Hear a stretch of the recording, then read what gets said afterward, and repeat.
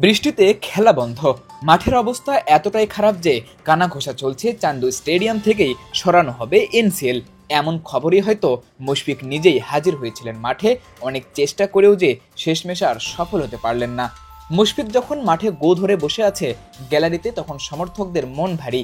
দীর্ঘদিন পর যে স্বপ্ন বুনছিল ওরা, কয়েক ঘন্টার বৃষ্টিতেই তা ভেস্তে গেছে।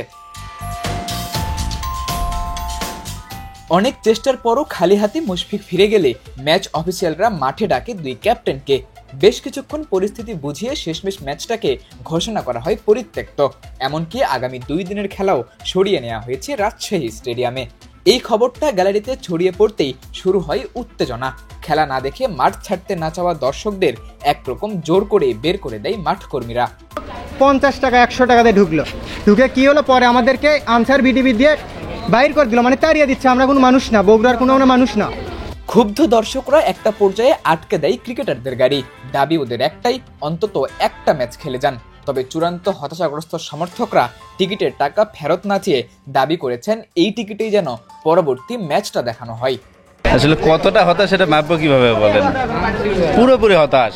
সেই দীর্ঘ 17-18 বছরের অপেক্ষার পরে অনেকখানি আশা করে আজকে একটু খেলার আশায় ছিলাম, সেই খেলাও হলো না।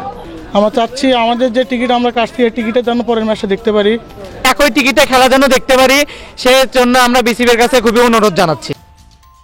তবে এত প্রতিবন্ধকতার মধ্যেও বগুড়ায় খেলা আয়োজনের সিদ্ধান্ত নেয় অনেক দর্শকই আবার বিসিবিকে দিয়েছেন ধন্যবাদ। বিসিবিকে আমরা ধন্যবাদ দিতে চাই যে বিসিবি দীর্ঘদিন পরে হলো বগুড়াবাসীর দিকে সুনজরে দৃষ্টিতে তাকিয়েছেন এবং একটা ভালো সিদ্ধান্তের কারণেই আজকে আমাদের স্টেডিয়ামের অনেকগুলো অবকাঠামোর পরিবর্তন এসেছে, অনেকগুলো বিষয় সংস্কার হয়েছে।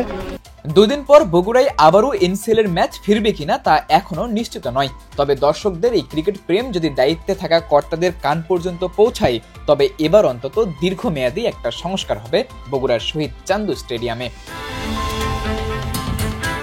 সাদাতুর রাফি, 71।